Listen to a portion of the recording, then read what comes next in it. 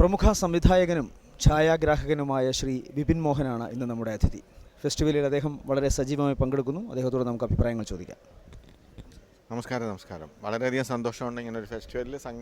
അതായത് ഒന്നാമത് ഇവിടെ തന്നെ ഉള്ളതുകൊണ്ടാണ് കൂടുതൽ സന്തോഷം. കാരണം വെച്ചാൽ വേറെ ഈ സമയത്ത് ഷൂട്ടിങ്ങൊന്നും ഇല്ലാതെ വീട്ടിലിരിപ്പാണ്. അതുകൊണ്ട് സിനിമ കാണാനുള്ളൊരു മനോഹരമായ ഒരു അവസരം. പിന്നെ തിരുവനന്തപുരത്ത് ഒരു കഴിഞ്ഞ 2-3 വർഷമായിട്ട് ഈ കറക്റ്റായിട്ട് ഈ സമയത്ത് ഏതെങ്കിലും ഒരു സിനിമ വന്ന് വീഴും. അപ്പോൾ ഇപ്രാവശ്യം ഒന്നും ഇല്ലാത്തതുകൊണ്ട് വളരെ സന്തോഷമുണ്ട്. എൻജോയ് ചെയ്തുകൊണ്ടിരിക്കുകയാണ്. പിന്നെ ഒരുപാട് പ്രശ്നങ്ങളുണ്ട് ഇതിനകത്ത്. കാരണം വെച്ചാൽ ഇത്രയും വലിയൊരു ക്രൗഡിനെ മാനേജ് ചെയ്യാന്ന് പറഞ്ഞാൽ ചില്ലറ കാര്യമല്ല. കാരണം വെച്ചാൽ ഏകദേശം 10,000-ൽ മേലെ ആൾക്കാരുണ്ട്. അതിനുള്ള തിയേറ്റർ കപ്പാസിറ്റി ഇല്ല. അതുകൊണ്ട് തന്നെ എല്ലാ തിയേറ്ററും ഫുള്ളായിട്ട് പോയിക്കൊണ്ടിരിക്കുകയാണ്. എല്ലാവരും എൻജോയ് ചെയ്യുന്നുണ്ട്. അതാണ് ഏറ്റവും വലിയ സന്തോഷം. സിനിമ എൻജോയ് ചെയ്യാൻ ഇത്രയും ആൾക്കാർ, ഇത്രയും യങ്സ്റ്റേഴ്സ്, യങ് ബ്ലഡാണ് ഞാൻ കാണുന്നത്. വളരെ സന്തോഷമുണ്ട്. കാരണം അടുത്ത തലമുറയാണിത്. ഇവരുടെ കയ്യിലാണ് നമ്മുടെ സിനിമയുടെ ഭാവി. പക്ഷേ സാർ, ഇതിനകത്ത് നമ്മൾ ഈ ഫെസ്റ്റിവൽ കാണുമ്പോൾ ഉണ്ടാകുന്ന ഒരു സന്തോഷമുണ്ടല്ലോ, അതായത് സിനിമയെ ഇത്രയും യുവാക്കൾ പ്രോത്സാഹിപ്പിക്കുന്നുണ്ട്. പക്ഷെ അല്ലാതെ തിയേറ്ററിൽ പോയി പടം കാണുന്ന അവസ്ഥ എവിടേക്കോ കുറയുന്നു എന്നുള്ളതല്ലേ ചില ചിത്രങ്ങളെങ്കിലും പരാജയപ്പെടുന്നത്? ഈ പ്രമേയപരമായ പ്രശ്നം അല്ലാതിരിക്കുകയാണ്. ചില ചിത്രങ്ങളെല്ലാം ഭൂരിപക്ഷം ചിത്രങ്ങളും പരാജയപ്പെടുകയാണ്. അതിന് കാരണം എന്താണെന്ന് ചോദിച്ചാൽ, ഒരു പക്ഷേ തിയേറ്ററിലേക്ക് അവരെ അട്രാക്റ്റ് ചെയ്യാനുള്ള എവിടെയോ ഒന്ന് മിസ്സാവുന്നുണ്ട്. ഹാപ്പി വ്യൂയിങ് ആണോ അതോ ഇഷ്ടപ്പെട്ടതാണോ? അതായത് പ്രമേയത്തിൻ്റെ വേറൊരു കാര്യമുണ്ട്. ഇപ്പം നമ്മൾ ഈ ഫിലിം ഫെസ്റ്റിവലിൽ നമ്മൾ കാണാൻ പോണ സിനിമ എന്താണെന്ന് ആർക്കും അറിഞ്ഞു. മറ്റേത് ഒരു മുൻവിധിയുണ്ട്. ഇന്നാളുടെ സിനിമയായിരിക്കും, ഇന്നാളാണ് അഭിനയിക്കുന്നത്, അതുകൊണ്ട് ഇതായിരിക്കുന്നുണ്ടല്ലോ. അതിനെ തെറ്റിച്ചുകൊണ്ട് ചില സിനിമകളാണ് ഇവിടെ കൂടുതൽ ഓടുന്നത്. ഏറ്റവും ഉദാഹരണം അടുത്ത കാലത്ത് അവസാനം റിലീസായ മങ്കിപ്പൻ.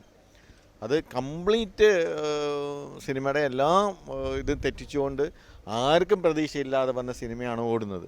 അതുതന്നെയാണ് ഇവിടെയും അവസ്ഥ. ഓരോ സിനിമയും ഓരോ രാജ്യത്തിൻ്റെ സിനിമയും എന്താണെന്ന് നമ്മൾക്ക് അറിഞ്ഞൂടാ. നമ്മളെല്ലാം സ്റ്റുഡൻസാണ്.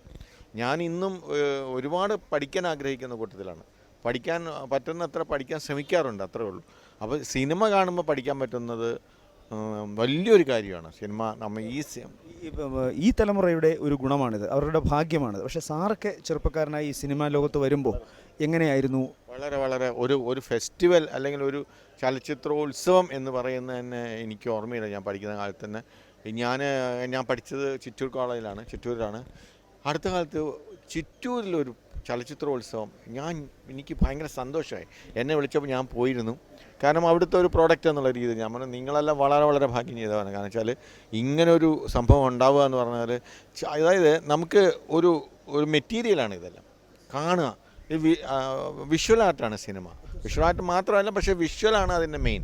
അപ്പോൾ അത് കണ്ട് തന്നെ പഠിക്കണം. ആ കണ്ട് പഠിക്കാനുള്ള അവസരം, അത് കാണാനുള്ള ആഗ്രഹം. നമുക്ക് പണ്ടൊരു ഫെസ്റ്റിവൽ എന്ന് പറഞ്ഞാൽ ഭയങ്കര ഞാൻ പറയട്ടെ, ഞാൻ വളരെ ബ്ലെൻഡായിട്ടൊരു കാര്യമാണ്. അടുത്ത കാലം വരെ എനിക്ക് വർഷത്തിൻ്റെ കാര്യം അറിഞ്ഞോളൂ. അടുത്ത കാലം വരെ ഇത്രയധികം പെൺകുട്ടികൾ വരുമായിരുന്നു സിനിമയ്ക്ക്. ഇത് പെൺകുട്ടികളുടെ ഒരു ഇടിച്ചു കയറി. എന്തുകൊണ്ടാണത്? ഏതാണെന്ന് വെച്ചാൽ അവർ ആൺകുട്ടികളുമായി ഈക്വലായി എന്നുള്ള അവരെ അക്സെപ്റ്റ് ചെയ്യാൻ തുടങ്ങി എന്നുള്ളതാണ് ഏറ്റവും വലിയ കാരണം. മറ്റേത് ഇപ്പോൾ അൺസെൻസേർഡ് ഫിലിംസ് കാണാൻ കയ്യടിയും കൂക്കിവിളി ഒന്നുമില്ല. അതായത് ഇത് വളരെ സിനിമയാണ്.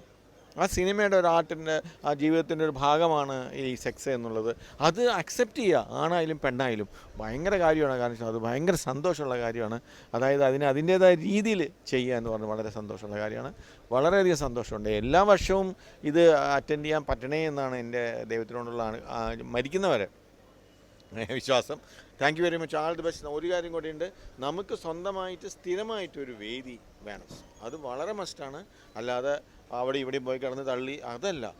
ഒരു വലിയ 4-5 തിയേറ്റർ, സ്റ്റുഡിയോ കോംപ്ലക്സ്, അതിനകത്ത് അത് കാണാൻ തന്നെ എനിക്ക് ഭാഗ്യം ഉണ്ടാവട്ടെ എന്ന് ഞാൻ ദൈവത്തിനോട് പ്രാർത്ഥിക്കുന്നു. Thank you very much.